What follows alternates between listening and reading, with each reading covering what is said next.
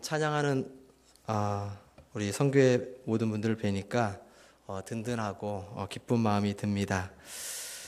많은 분들이 제가 1년 동안 안식년을 가지면서 또 한국에 있으니까 궁금해 하시는 분들도 많이 있고, 또 저에게 관심이 없거나 또 잘 모르시는 분들은 궁금해 하지 않으시는 분들도 있는데, 안식년의 개념이 그냥 쉰다는 개념이 아니라 제가 이제 다시 돌아가서 다음 사역을 또 준비하는 그런 기간이라고 생각하시면 될 것 같습니다. 안식년도 사실 선교의 한 부분이라고 생각하면 됩니다. 그냥 선교하다가 한국에 돌아와서 그냥 이렇게 쉬고 돌아가는 기간이 아니라 다음 사역을 어떻게 해야 될지, 그 사역을 어떻게 준비해야 될지 기도하고 하는 그런 부분이라 생각하면 됩니다. 그런데 아직도 안식년 하는 그런 부분에 있어서 한국교회가 많은 이해가 없기 때문에 선교사들이 안식년을 왔을 때 많은 부담을 갖는 것도 사실입니다. 제가 미국 방문을 했을 때에 거기에 있는 선교학으로 유명한 풀러 신학교에 갔었습니다. 그곳에서 선교학을 전공하고 있는 분과 만나서 이야기를 할 때에 현재 선교학에서 이슈가 되고 있는 그 문제가 한국 교회의 선교가 이슈가 되고 있다고 합니다. 그 말은 무엇이냐면 잘 하고도 있지만 잘 하고 있으면서 문제점도 많이 있다라는 이야기를 하는 것을 들었습니다. 한국 선교가 이제 100년이 넘었고, 또 한국 교회가 120년이 넘은 그 기독교의 신앙을 가지고 선교를 해오면서 선교는 하는데 이 선교에 대한 이해도가 짧다 보니까 무조건 사람 보내고 무조건 외국 나가는 게 선교인 것처럼 생각하고, 또 한 특정 부분만, 특정인들만 선교에 대한 관심을 가지고 나가서 선교하고 또 보내는 그러한 관점으로 선교를 하다 보니까 성도들은 이해하지 못하는 선교를 하고, 교회는 교회적으로 계획을 갖고 프로그램을 통해서 선교사를 보내는 그런 일들로 한국 교회가 선교를 해왔다라는 것입니다. 그런데 지금은 선교를 할 때에 교회가 한 사람을 보내놓고 선교하는 것이 아니라 교회가 한 사람을 보내놓고 선교하는 것이지만 그 교회 안에 공동체인 우리 모두가 그 선교에 대한 이해도를 가지고 선교를 한다는 것이죠. 그렇게 됐을 때에 선교를 많이 하면서 많은 문제점을 발생하는 것이 아니라 교회가 선교사를, 또 성도가 선교사를 이해하고 삼위일체가 되어서 하나님 앞에 선교하는 일에 더 많은 일들을 할 수 있다는 것입니다.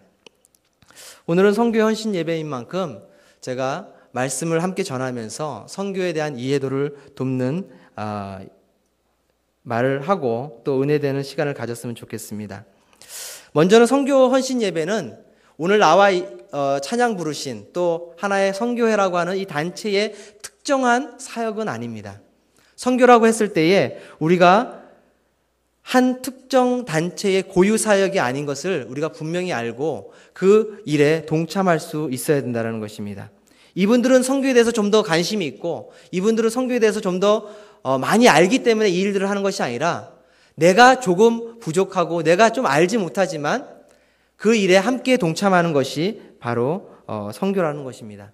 로마서 12장 4절 5절에 보면 우리가 한 몸에 많은 지체를 가졌으나 모든 지체가 같은 기능을 가진 것이 아니니 이와 같이 우리 많은 사람이 그리스도 안에서 한 몸이 되어 서로 지체가 되었다라고 이야기하고 있습니다.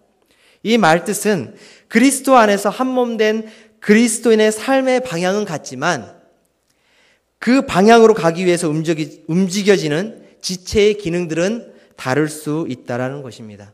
선교도 마찬가지입니다. 선교는 특별한 사람이 하는 것이 아닙니다. 또 선교는 더 특별한 것도 아닙니다. 단지 그 기능만 다를 뿐이다라는 것입니다. 그래서 선교적인 삶을 산다는 것은 복음을 전파하는 사는 것을 넘어서 하나님이 원하시는 일들을 감당하면서 사는 것입니다. 이웃과 교류하고 이웃의 필요와 아픔에 민감해지는 것입니다. 함께 하는 것입니다. 지역에 제한되지 않습니다. 우리는 선교라고 했을 경우에 국내에서 하면 전도, 해외 나가면 선교.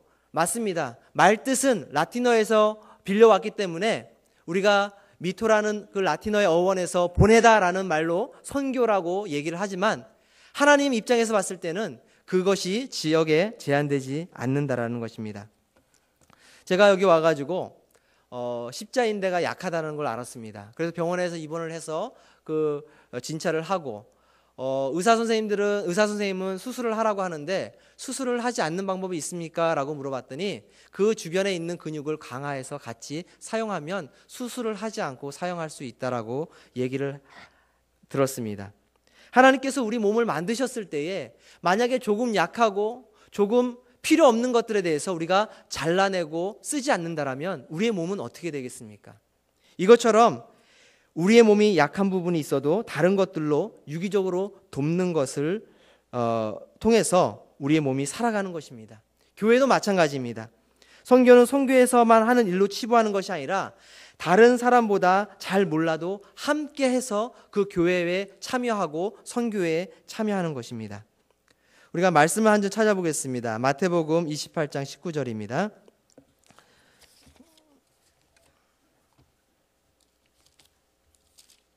마태복음 28장 19절. 선교적 명령이라고도 할 수 있는 말씀입니다. 다 찾으신 줄 알고 같이 봉독하겠습니다. 그러므로 너희는 가서 모든 민족을 제자로 삼아 아버지와 아들과 성령의 이름으로 세례를 베풀다. 여기 보면 너희가 가서 모든 민족을 제자로 삼고 아버지와 아들과 성령의 이름으로 세례를 베풀라라고 말씀하고 있습니다. 마가복음 16장 15절에는 예수님께서 부활하시고 제자들과 함께 식사를 하시면서 함께 하신 말씀 중에 너희는 온 천하에 다니며 만민에게 복음을 전파하라라고 말씀하고 있습니다. 마가복음 13장 10절에는 또 복음이 만국에 전파되어야 할 것이니라 라는 말씀처럼 우리에게는 복음을 전파하는 공동의 사명이 있다라는 것입니다. 오늘 예배드리는 분들만큼은 선교의 사명을 가지시는 분들이 되시기를 바랍니다. 우리가 사명이라고 했을 때 이 사명을 너무 거창하게 생각하지 않으셔도 됩니다. 저는 이번에 예수전도단이라는 기관을 통해서 훈련을 받습니다. 그 기간이 한 3개월 정도 되는데요. 그 기간 동안에 제가 그냥 훈련만 받고 돌아가는 것이 아니라 그 훈련을 통해서 나 자신을 한번 다시 점검하고 선교사의 자질을 다시 한번 점검하고 나의 영성을 점검하고 그래서 그 하나님과 깊은 교제를 나눔을 통해서 선교하는 일에 더 힘쓸 수 있기 때문에 훈련을 받게 되는 것입니다. 그리고 캄보디아에 돌아가서는 훈련받은 그 기간 동안 채워진 저의 또 영적인 그런 활동들을 할 수 있는 힘이 되는 원동력이 되는 것입니다. 이와 더불어 더 큰 힘이 되는 것은 제가 훈련받고 돌아가서 하는 것보다도 여러분이 아까 얘기하신 것처럼 오늘 회장님께서 선교는 기도로 이루어진다라는 말씀처럼 여러분의 기도가 큰 힘이 되는 것입니다. 이것이 첫 번째 사명이고 선교입니다. 그러면 어떻게 기도해야 할까요? 여러분, 선교지는 그냥 여러분이 다니는 해외여행에서 볼 수 있는 그런 여행지가 아닙니다. 캄보디아 그러면 여러분 생각나는 거는 무엇입니까? 시엠립, 앙코르와트. 여러분이 여행 삼아 오고 돌아가는 그 시엠립에 있는 앙코르와트는 여러분이 생각하는 그런 선교지가 아닙니다. 선교적으로 바라봤을 때 그 앙코르와트는 너무나 많은 영적인 싸움을 해야 되는 그런 절이고 성입니다. 그런데 그 역사적으로 봤을 때는 좋은 어떤 유물이기 때문에 우리가 그곳에 와서 여행을 삼아 가지만 여러분이 쉽게 생각하는 해외여행을 통해서 바라보는 선교지의 그 모습은 그런 선교지가 아닙니다. 선교지는 영적 야전터입니다. 항상 싸움이 있고요. 항상 영적으로 시험 들지 않게 기도하고 깨어 있어야 되고요. 항상 우리가 싸워야 되는 것이 영적 야전터입니다. 전쟁에서 아프거나 힘들면 아무리 많은 숫자가 있어도 그 전쟁은 이길 수가 없습니다. 이 말은 선교사가 먼저 건강해야 되는 것입니다. 선교사의 건강을 위해서 여러분이 기도해 줄 때 제가 그곳에서 싸울 수 있고 그곳에 선교할 수 있는 것입니다. 여러분이 듣고 있는 선교의 소식, 여러분이 듣고 기도한 선교의 소식은 사실 일일이 다 이야기할 수는 없습니다. 그곳에 일어나는 모든 자잘구레한 일까지 제가 보고할 수 없기 때문에 여러분이 듣고 기도하는 제목들은 큰 제목, 기쁜 소식, 좋은 소식이라고 생각하면 됩니다. 대부분 선교사가 선교지에서 다 감당하는 것입니다. 그래서 그것들을 다 감당하기 때문에 여러분들은 선교사의 건강을 위해서 기도하는 것입니다. 두 번째로 전쟁에 필요한 것이 무엇입니까? 전쟁에 필요한 것은 전쟁 도구입니다. 무기나 총이나 총알 이런 것들이 필요한 것이죠. 후방에서 아무런 지원이 없으면 싸울 수가 없는 것입니다. 한국에서 오는 후원금으로 생활하고 있는 현실이 선교사의 현실입니다. 선교사의 재정 후원 감당을 위해서 동참하고 기도하는 것이 선교라는 것입니다. 여러분이 나간다고 선교고 나가지 않는다고 선교가 아닌 것이 아니라 여러분이 할 수 있는 선교의 목을 찾아서 하는 것이 선교라는 것입니다. 소수가 내는 헌금, 어떤 특정한 소수의 인원이 내는 헌금으로 헌금하는 것이 아니라 여러분 모두가 조금씩 동참하는 것이 선교라는 것입니다. 그것이 중요한 것입니다. 그래서 선교는 교회가 하는 것이 아니고 여러분이 성도가 하나가 되어서 모든 선교의 이해를 가지고 동참할 때에 그 동참된 그 집단, 교회, 그 교회가 선교를 하게 되는 것입니다. 세 번째로는 선교에 대한 이해가 있어야 됩니다. 아까도 말씀드렸듯이 우리가 선교라고 했을 때 선교에 대한 이해가 없이 선교를 할 때는 많은 오류를 범할 수가 있습니다. 우리가 여행을 갈 때에 여행을 가면서 아무런 이해 없이 여행을 가면 여행도 재미가 없고 그곳에 가서 무엇을 보고 오는지 잘 모릅니다. 제가 팀이 오거나 어떤 어른들이 오시면 앙코르와트를 관광을 시켜드리고 이렇게 한 번씩 차를 타고 프놈펜을 돕니다. 그런데 어떤 분들은 관심을 가지고 오신 분들은 계속 저한테 묻습니다. 저도 잘 모르는 걸 어디서 캐갖고 오셔가지고 인터넷에서 보셔서 저한테 물어봅니다. 근데 어떤 분들은 제가 계속 말씀해드려도 듣지도 않으시고 예. 또 말씀을 해드려도 이해도 하지 못하시고 그런 분들이 두 부류로 나누는 것을 볼 수가 있습니다. 우리가 선교를 할 때에 선교에 대한 이해가 없으면 우리가 하는 선교에 대해서 재미가 없고 또 선교하는 것이 특정한 사람들이 하는 것처럼 느껴질 수가 있습니다. 여러분들이 가지는 못하지만 여러분들이 이 한국 땅에서 선교에 대한 책들이 얼마나 많이 있습니까? 저도 이번에 와가지고 그 전에 많이 사서 읽었는데 또 선교에 대한 책들이 많이 나와 있더라고요. 제가 오늘 교육자 사무실에 이렇게 앉아 있는데 김일 목사님 책상에 또 선교에 관련된 책들이 많이 쌓여 있더라고요. 그래서 제가 농담 삼아 이 책 다 읽으면 빌려달라는 것이 아니라 가져가야겠다라는 생각을 했습니다.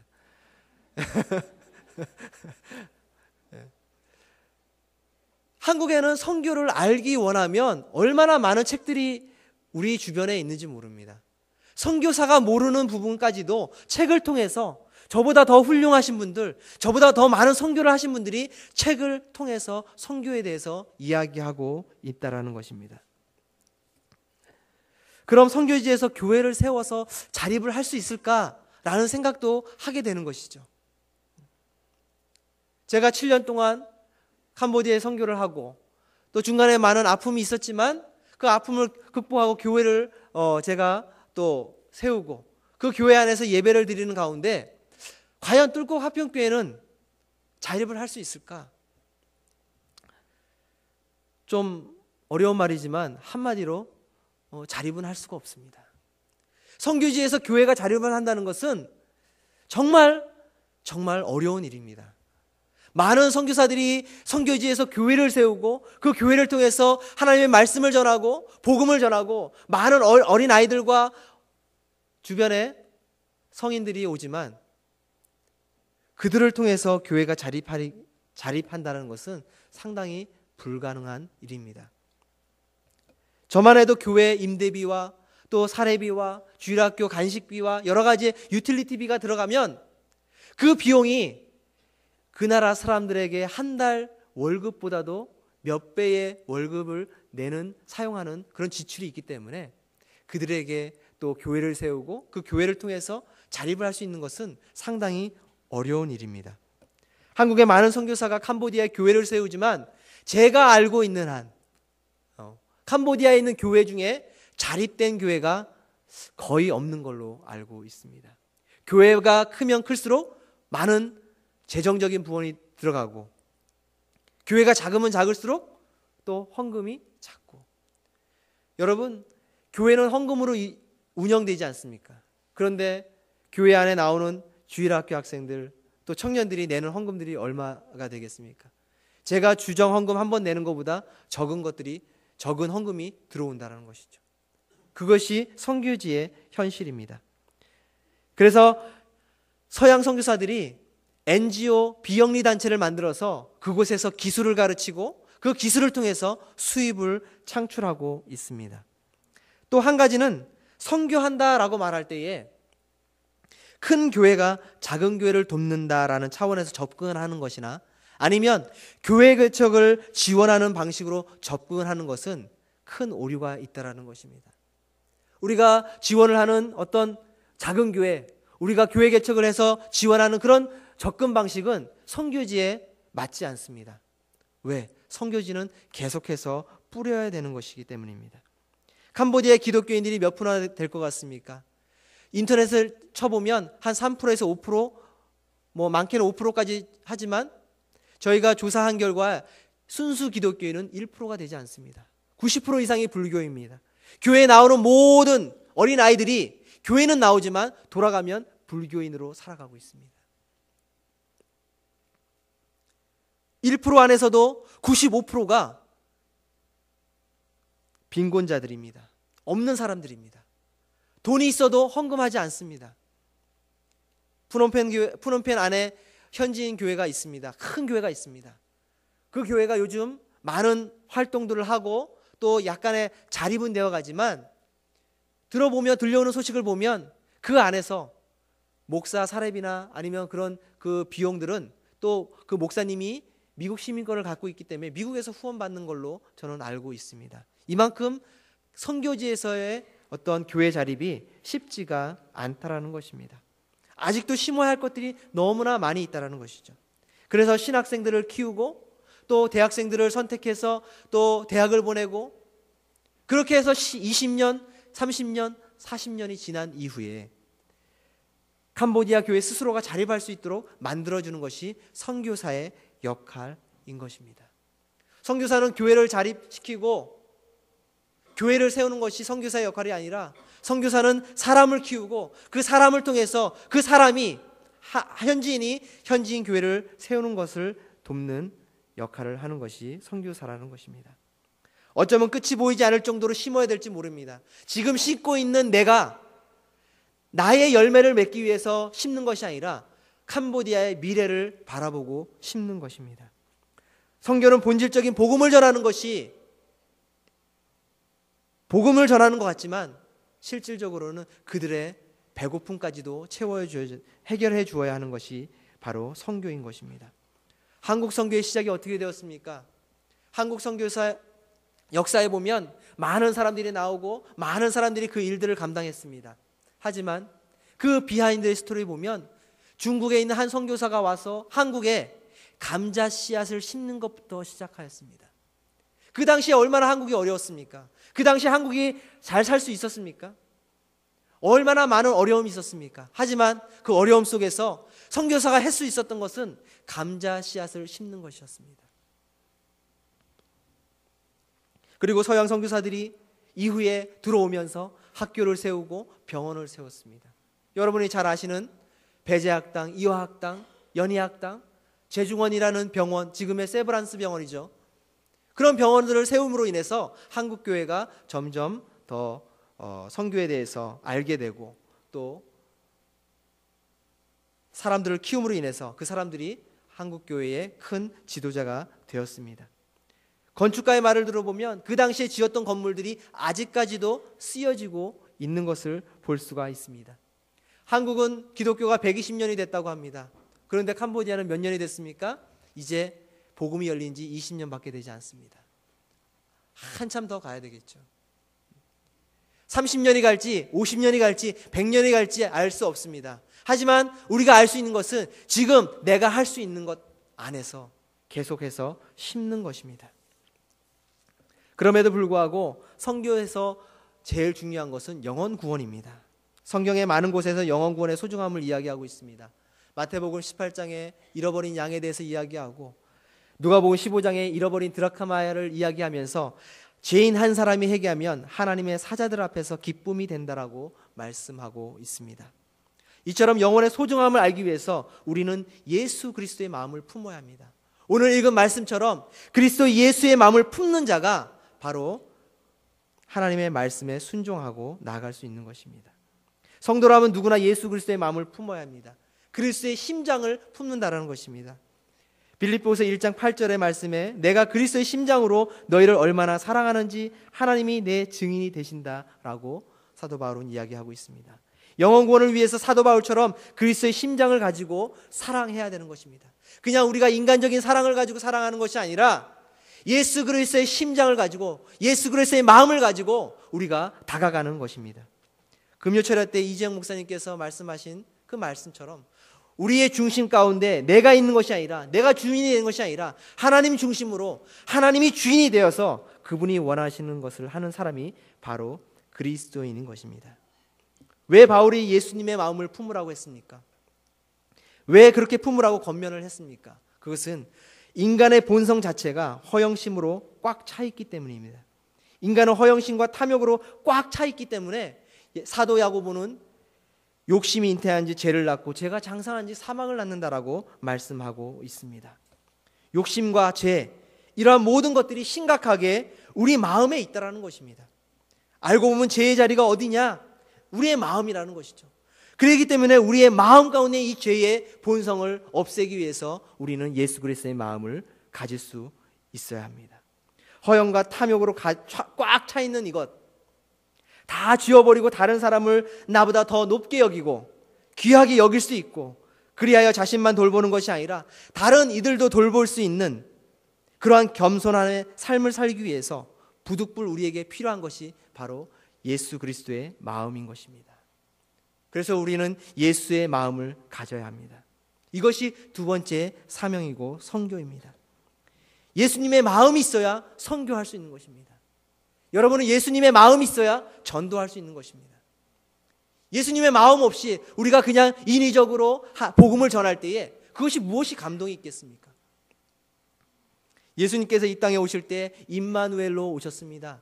임마누엘의 뜻이 무엇입니까? 하나님이 우리와 함께 하신다라는 것이었습니다.